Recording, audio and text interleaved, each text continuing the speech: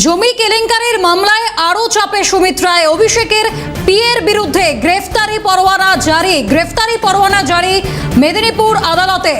ফেরার অভিষেক বন্দ্যোপাধ্যায়ের আত্মসহায়ক সুমিত রায় গ্রেফতারি চেয়ে আদালতের দ্বারস্থ পুলিশ। পশ্চিম মেদিনীপুর জেলা পুলিশের আবেদন মঞ্জুর আদালতের।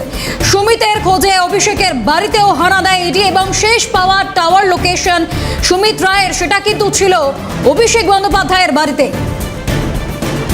টেলিফোন লাইনে রয়েছেন প্রতিনিধি অভিষেক চক্রবর্তী। অভিষেক, সুমিত রায় তার বিরুদ্ধে এবার গ্রেফতারি পরোয়ানা জারি করা হলো, কি আপডেট রয়েছে এই মুহূর্তে?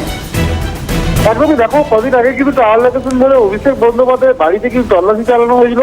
সেখানে কিন্তু অভিষেক বন্দ্যোপাধ্যায়ের যে আত্মসহায়ক রয়েছে সুমিত রায়, তাকে কিন্তু পাওয়া যায়নি, হদিশ পাওয়া যায়নি। তারপরেই কিন্তু এরপরে যে সুমিত রায়ের বিরুদ্ধে কিন্তু গ্রেফতারি পরোয়ানা জারি করার আবেদন জানিয়ে কিন্তু মেদিনীপুর আদালতে আবেদন জানায় পুলিশ, এবং সেই আবেদনকে মান্যতা দিয়ে কিন্তু সুমিত রায়ের বিরুদ্ধে কিন্তু গ্রেফতারি পরোয়ানা জারি করা হয়েছে।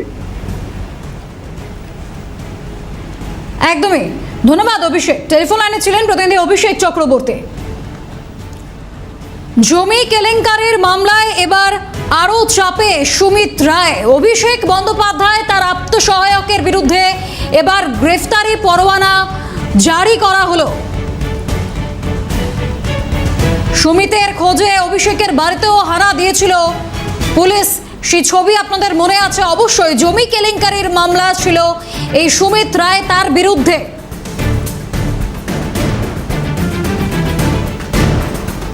গ্রেফতারি পরোয়ানা জারি করা হয়েছে মেদিনীপুর আদালতে।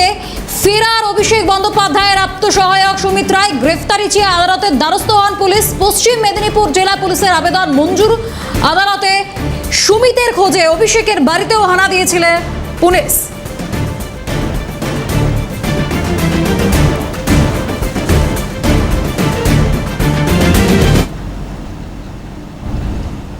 এদিকে হাইকোর্টের দ্বারস্থ সুমিত রায়। আগাম জামিনের আবেদন অভিষেকের আত্মসহায়কের। শালবনী থানার মামলার ভিত্তিতে আগাম জামিনের আবেদন। আপনাদের মনে থাকবে, শালবনী থানার পুলিশ তারা রীতিমতো সুমিত রায় তার খোঁজ করতে গিয়ে অভিষেক বন্দ্যোপাধ্যায় তার বাড়িতে এসেছিলেন। তার কারণ সুমিত রায়ের শেষ পাওয়া টাওয়ার লোকেশন ছিল তৃণমূলের সর্বভারতীয় সাধারণ সম্পাদক অভিষেক বন্দ্যোপাধ্যায়ের বাড়ি। এবার এই জমি কেলেঙ্কারি মামলাতে হাইকোর্টের দ্বারস্থ হলেন সুমিত রায়। অগ্রিম দ্বারস্থ হলেন তিনি, যাতে আগাম জামিনের আবেদন করা সম্ভব হয় সেটা তিনি করলেন। শালবনী থানার মামলার ভিত্তিতে এই আগাম জামিনের আবেদন। হাইকোর্টের দ্বারস্থ হয়েছেন অভিষেক বন্দ্যোপাধ্যায়ের আত্মসহায়ক সুমিত রায়। শালবনী থানার মামলার ভিত্তিতে আগাম জামিনের আবেদন জানিয়েছেন অভিষেকের আত্মসহায়ক। হাইকোর্টের দ্বারস্থ হয়ে আগাম জামিনের আবেদন জানিয়েছেন তিনি। শালবনী থানার পুলিশ তারা এই জমি কেলেঙ্কারি মামলায় রীতিমতো হন্যে হয়ে খুঁজেছে এই সুমিত রায়কে। এখনো পর্যন্ত ফেরার রয়েছেন এই সুমিত রায়, এখনো পর্যন্ত তার খোঁজ মেলেনি। তবে তার শেষ পাওয়া টাওয়ার লোকেশন ছিল অভিষেক বন্দ্যোপাধ্যায়ের বাড়ি, সেখানে গিয়েছিলেন শালবনী থানার পুলিশ। সেই ঘটনা অবশ্যই মনে থাকবে আপনাদের। তার পরবর্তীতে এবার হাইকোর্টের দ্বারস্থ সুমিত রায়। শালবনী থানার মামলার ভিত্তিতে আগাম জামিনের আবেদন। আগাম জামিনের আবেদন অভিষেকের আত্মসহায়কের।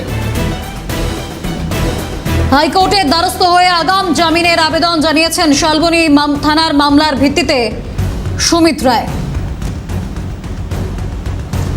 টেলিফোন লাইনে রয়েছেন প্রতিনিধি অভিরূপা হাজরা। অভিরূপা, অভিষেক বন্দ্যোপাধ্যায়ের আত্মসহায়ক সুমিত রায় এবার হাইকোর্টের দ্বারস্থ হলেন আগাম জামিনের আবেদন জানিয়ে।